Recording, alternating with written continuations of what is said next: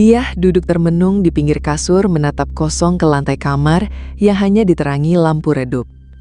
Ia baru saja menerima kabar dari kakak tirinya yang bernama Yuli, yang meminta bantuannya untuk sebuah urusan penting.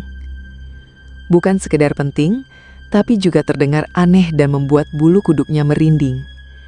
Yuli ingin ditemani ke sebuah tempat ritual di pesisir pantai selatan, yang katanya tempat itu adalah lokasi kawin pesugihan. Dia awalnya mengira itu hanya candaan dari Yuli yang sedang tertekan. Namun suara Yuli di telepon terdengar serius dan nyaris putus asa. Sambil menangis, Yuli meminta dia untuk menemaninya. Di sini dia mengalami dilema. Dia tidak bisa menolak permintaan Yuli karena dirinya memiliki hutang budi dengan keluarga Yuli. Karena sejak kecil, dia sudah tinggal bersama keluarga Yuli sebagai anak angkat. Orang tua Yuli yang merawat dan menyekolahkannya hingga lulus kuliah. Dia tahu, tanpa keluarga itu, mungkin ia tidak akan seberuntung sekarang. Namun permintaan kali ini benar-benar di luar nalar dan sulit ia terima. Yuli menjelaskan bahwa suaminya yang bernama Joko baru saja ditangkap polisi karena kasus penipuan. Seluruh rekening keluarganya dibekukan dan ia terancam masuk penjara karena mencuri uang perusahaan. Kini, Yuli harus mengurus anak perempuannya yang masih berusia 2 tahun. Hidupnya berubah dalam sekejap. Masalah datang bertubi-tubi membuat Yuli nekat mencari jalan pintas. Saat itulah, seseorang mengenalkannya pada ritual pesugihan di pantai selatan. Dia masih ragu, namun akhirnya luluh karena desakan dan air mata kakak tirinya. Esok paginya, mereka berdua berangkat dengan sepeda motor menuju ke pantai selatan. Perjalanan ditempuh hampir 5 jam, melewati jalan berbukit dan hutan di sisi kanan kirinya. Sinar matahari mulai redup saat mereka akhirnya sampai di sebuah petilasan. Di sebuah tempat yang konon disakralkan masyarakat pesisir pantai selatan, yaitu petilasan Kanjeng Ratu Kidul. Banyak pengunjung yang berdatangan untuk berziarah atau sekedar berdoa. Suasana petilasan terasa begitu sunyi meskipun ramai orang yang berziarah. Udara di sekelilingnya dingin dan lembab, membuat tubuh dia menggigil tanpa sebab. Dia dan Yuli duduk di pojok ruangan, hanya bisa diam dalam keheningan. Mereka menunduk dan menanti seseorang yang bisa membantu menjalankan ritual yang dimaksud. Sekitar setengah jam kemudian, seorang pria tua berjalan masuk ke dalam ruangan. Wajahnya keriput, namun matanya tajam dan penuh wibawa. Semua orang yang duduk langsung memberi jalan dan menunduk hormat padanya. Pria itu dikenal sebagai kuncen petilasan yang sangat dihormati, dan warga sekitar biasa memanggilnya Abah. Tanpa diminta, Abah langsung menghampiri dia dan Yuli. Dia menatap keduanya dalam-dalam, seolah bisa melihat isi hati mereka. Abah bertanya dengan tenang apa yang mereka cari di tempat sakral ini. Yuli menjawab dengan lantang bahwa ia datang untuk meminta jalan kekayaan lewat pesugihan. Suasana mendadak sunyi dan semua mata menoleh ke arah mereka. Beberapa pengunjung bahkan memandang dengan sinis dan ketus. Abah menggelengkan kepala, lalu mengusir Yuli karena tidak menjaga ucapan di tempat keramat. Ia menolak mentah-mentah permintaan Yuli dan menyuruh mereka pergi sebelum petaka menimpa. Wajah Yuli berubah pucat, tubuhnya lemas dan perlahan meninggalkan petilasan tanpa mengucapkan apapun. Dia mencoba menenangkan Yuli dengan merangkul bahunya. Mereka melangkah pelan keluar dari area petilasan sambil menahan rasa malu. Udara sore mulai berubah jadi gelap dan langit memerah seperti pertanda hujan akan turun. Dia mengajak Yuli mencari tempat beristirahat sebelum memutuskan untuk pulang. Sekitar 10 menit berkendara menyusuri jalan, mereka melihat sebuah warung kecil di pinggir pantai. Warung itu terlihat sepi namun lampunya masih menyala. Dia memarkir motor dan mereka berjalan masuk ke dalam warung yang beratapkan daun kelapa. Seorang gadis muda muncul dari balik dapur. Wajahnya sangat cantik, kulitnya putih bersih, dan rambut hitamnya panjang hingga pinggang. Gadis itu memperkenalkan diri sebagai Ayu. Dengan ramah, Ayu mempersilahkan dia dan Yuli duduk untuk beristirahat. Ia langsung membuatkan 2 gelas teh hangat. Aroma teh yang harum membuat dia sedikit tenang. Dia yang kelelahan akhirnya merebahkan tubuhnya di salah satu sudut warung, sementara Yuli perlahan menyeruput teh yang diberikan Ayu. Angin laut berhembus pelan masuk ke dalam warung yang terbuka di sisi kanan. Tak sampai 5 menit, dia memejamkan mata, telinganya mendengar suara yang aneh. Suara gamelan Jawa yang mengalun pelan, diiringi suara sinden dari kejauhan. Suara itu tidak berasal dari radio atau televisi. Dia lalu membuka matanya dan langsung bersandar pada tembok. Ia menatap keluar warung namun tidak melihat apapun.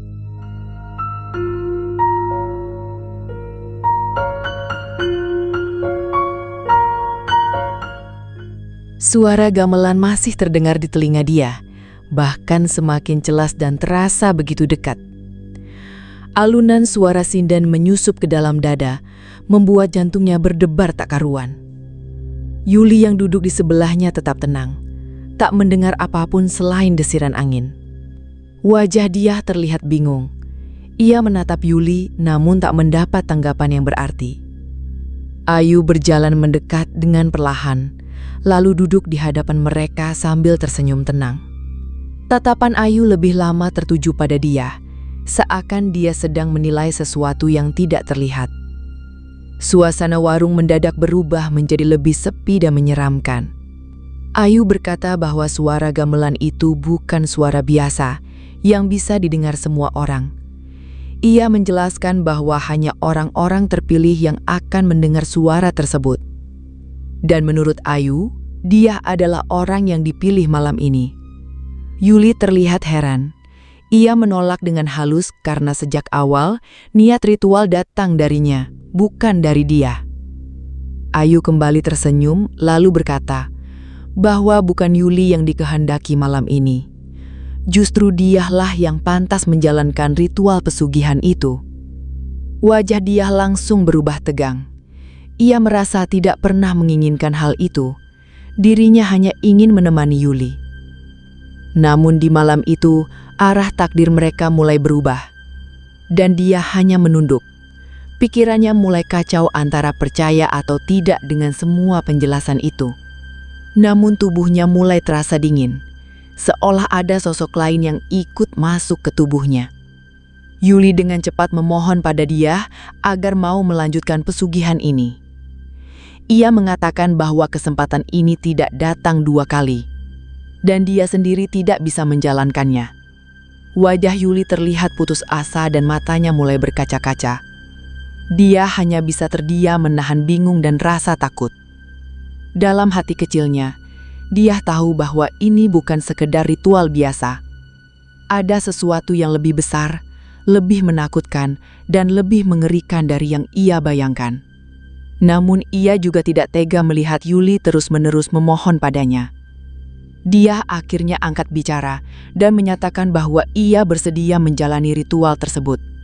Namun ia meminta satu syarat, bahwa ia hanya akan melakukannya 1 kali saja. Ayu tersenyum tenang, lalu mengangguk perlahan mendengar jawaban itu. Ia berdiri dan mengambil sebuah kotak kecil, lalu mengajak mereka berdua untuk ikut dengannya. Yuli berjalan di belakang dia, matanya mulai berbinar seperti melihat harapan baru. Udara di belakang warung terasa lebih lembab, dan suara ombak terdengar lebih jelas. Mereka tiba di sebuah muara yang besar, di mana air laut bertemu dengan aliran sungai. Muara itu terlihat dalam dan memiliki arus yang cukup kuat. Ayu mendekat ke tepi air, lalu duduk bersimpuh sambil menyentuhkan telapak tangannya ke permukaan air. Beberapa detik kemudian, arus yang tadinya deras berubah menjadi tenang.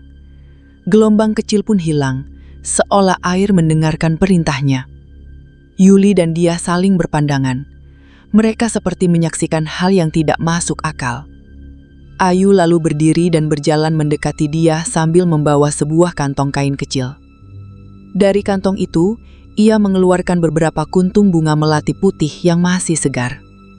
Ayu meminta dia untuk memakan bunga melati tersebut sebagai syarat pesugihan. Dia menelan bunga itu perlahan. Rasanya getir dan menyisakan aroma aneh di mulutnya. Setelah itu, Ayu meminta dia untuk melepas semua hal yang ia kenakan. Dia merasa malu dan canggung, namun akhirnya menurut setelah diberikan seutas kain untuk menutupi tubuhnya. Kain itu berwarna putih gading dan terasa dingin saat menyentuh kulit. Yuli berdiri agak jauh. Matanya nampak takut dan juga lega. Dia kini berdiri di pinggir muara dengan tubuh tertutup kain dan bunga melati di dalam mulutnya. Ayu memegang lengan dia dan menuntunnya masuk ke dalam air. Air muara terasa dingin, namun begitu tenang tidak seperti biasanya. Ketika air sudah setinggi dada, Ayu meminta dia untuk memejamkan mata. Ayu mengatakan bahwa jika ada makhluk yang mendekat, dia harus menyambutnya dengan ikhlas. Sebab di malam itu, yang datang bukan makhluk biasa, melainkan calon suaminya. Dia hanya bisa mengangguk pelan, meski dalam hatinya ia merasa takut bukan main. Ayu perlahan melepaskan genggamannya dan mundur meninggalkan dia sendirian di tengah muara. Air kembali menjadi tenang, hanya suara ombak dari kejauhan yang terdengar samar. Yuli berdiri di tepi muara sambil menggigit bibir, matanya tak berkedip menatap dia. Langit malam semakin gelap, namun bulan purnama bersinar tepat di atas kepala. Cahaya bulan menyoroti air muara yang tenang dan menciptakan pantulan samar. Dalam keadaan mata tertutup, dia mulai merasakan getaran kecil di sekitar kakinya. Ia mencoba bertahan dan tetap diam seperti yang diminta Ayu. Namun jantungnya semakin cepat ketika getaran itu berubah menjadi gerakan air karena sesuatu tengah mendekatinya. Dan dia tahu bahwa malam itu bukan malam biasa. Dia bukan lagi sekedar pengantar, tapi sudah menjadi bagian dari ritual yang lebih mengerikan. Ritual yang tak bisa dibatalkan. Dan kini ia hanya bisa menunggu apa yang akan datang dari dasar muara yang gelap itu.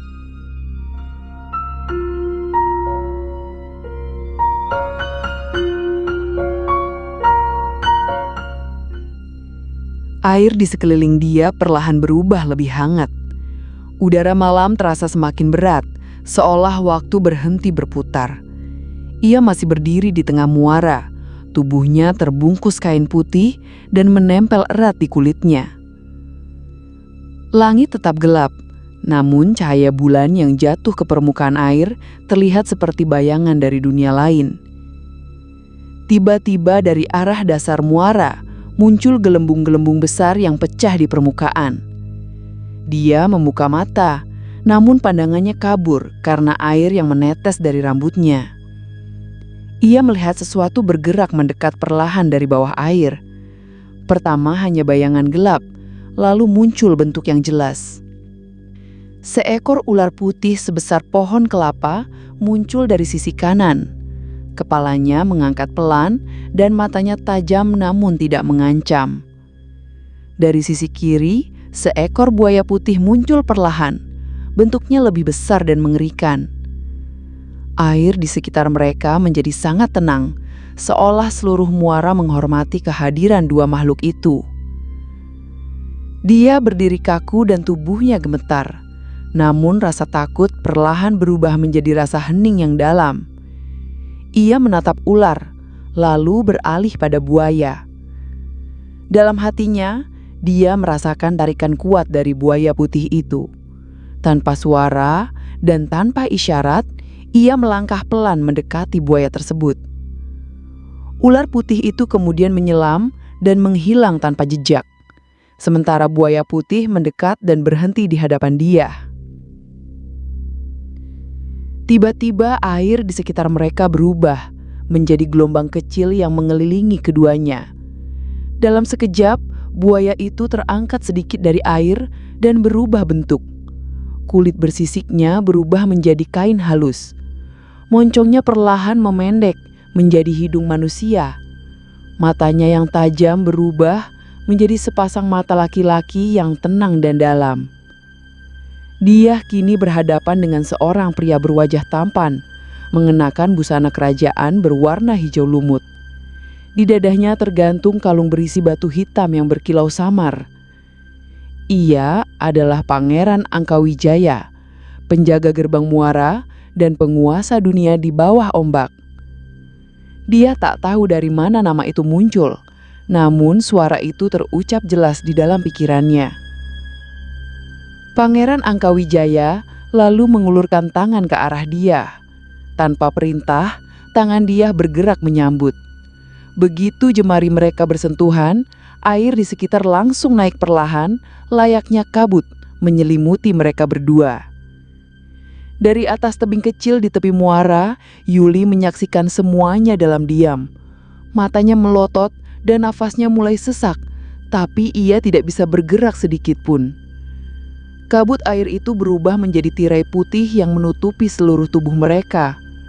Di dalam tirai itu, terdengar suara gamelan dan kali ini lebih meriah. Alunan sinden menyatu dengan tabuhan gong yang berat. Pangeran Angkawijaya meletakkan telapak tangannya di tangan dia. Tubuh dia terasa ringan, seolah jiwanya diangkat dari tubuhnya dan dililit oleh angin laut. Ia tak lagi merasa takut dan hanya pasrah, seakan segalanya memang harus terjadi. Di balik kabut, sosok mereka mulai memudar, lalu bercahaya sebentar sebelum akhirnya kembali nampak dalam bentuk yang berbeda. Kain putih yang sebelumnya dia pakai telah berganti menjadi kebaya halus berwarna biru dengan mahkota kecil di kepalanya. Wajahnya terlihat seperti putri dari zaman dahulu. Di hadapan Yuli, kabut mulai turun dan air kembali normal. Pangeran Angkawijaya dan dia kini berdiri di tengah muara, tampak seperti sepasang pengantin. Mereka saling menunduk, lalu pangeran meraih sesuatu dari balik kain panjang yang ia kenakan. Dari sana ia mengeluarkan 5 buah kelapa berwarna kuning keemasan. Kelapa itu terlihat biasa, tapi memancarkan hawa panas yang terasa sampai ke daratan. Pangeran menyerahkan kelima kelapa itu kepada dia. Dia menerimanya dengan tenang, lalu membawanya ke tepi muara dengan langkah perlahan. Yuli menyambut dia dengan tangan gemetar, lalu mengambil kelima kelapa itu dan meletakkannya di tanah. Ketika dia menoleh kembali ke arah muara, Pangeran Angkawijaya sudah tidak ada. Yang tersisa hanya air yang tenang dan permukaan muara yang kembali sepi. Ayu datang dari balik pepohonan. Wajahnya seperti tidak pernah meninggalkan tempat itu. Ia hanya menunduk pelan lalu membawa dia dan Yuli kembali ke warung. Langkah mereka hening, menyisakan suara serangga malam yang mengiringi perjalanan. Di sepanjang jalan kembali ke warung, dia merasakan hal yang berbeda. Tubuhnya masih dingin, namun dalam dirinya ada sesuatu yang kini terisi. Entah itu sebuah kekuatan, ikatan, atau kutukan. Dia sendiri belum bisa memahami hal tersebut. Yang pasti, malam itu ia sudah menjadi bagian dari dunia gaib pantai selatan. Dan dunia itu tidak pernah memberi tanpa menuntut balasan.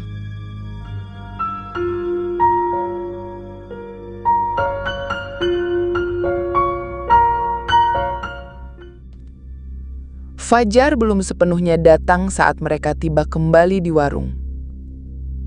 Langit masih gelap, dan angin membawa aroma amis yang menyelinap sampai ke tenggorokan.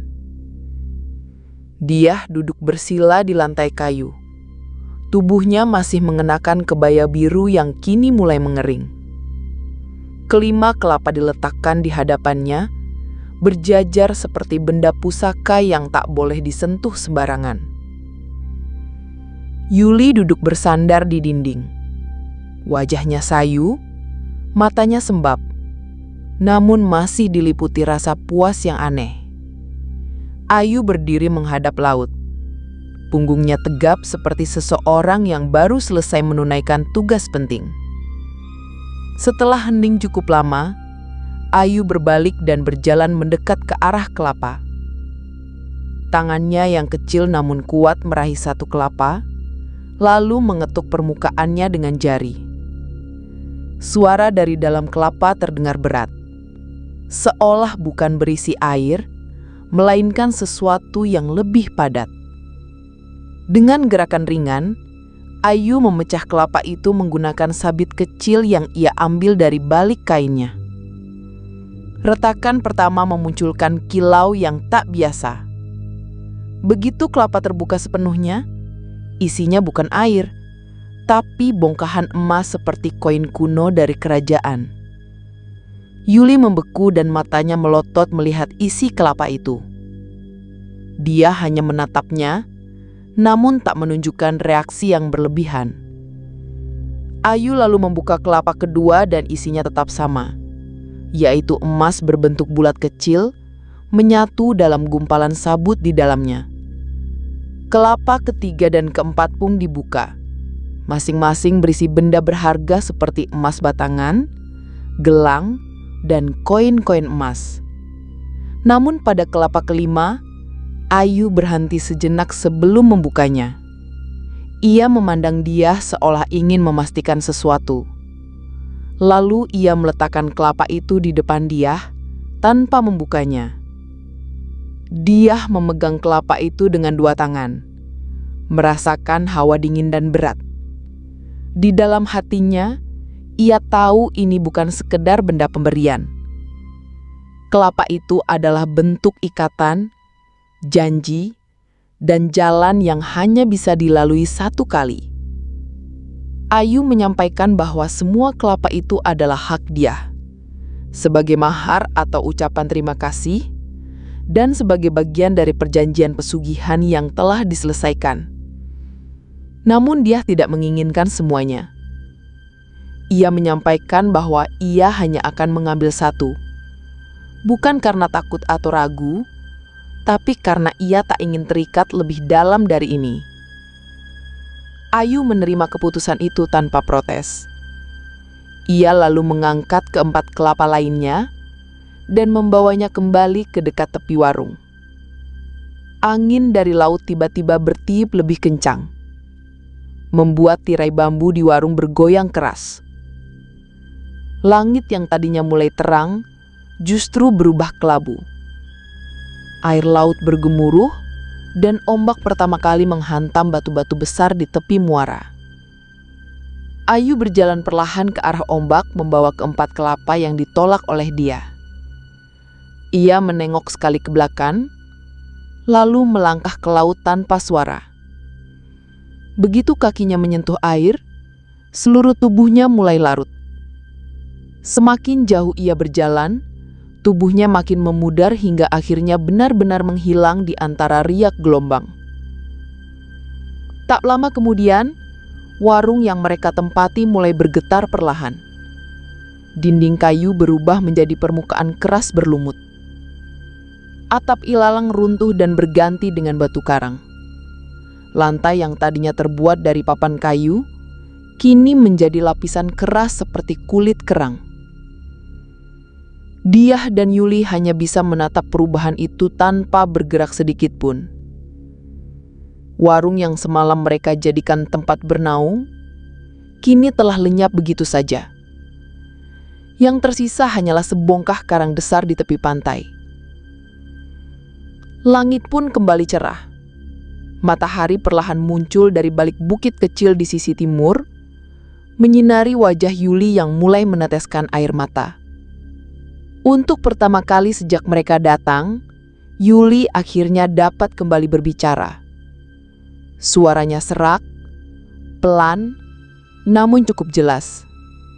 Ia meminta maaf kepada dia dan mengucapkan terima kasih dalam satu tarikan nafas. Dia hanya menunduk lalu menatap kelapa yang ia pegang. Di dalamnya, ia tahu ada jalan baru. Entah itu sebuah kutukan atau berkah. Beberapa hari setelah mereka meninggalkan tempat itu, kabar tentang warung yang hilang menyebar.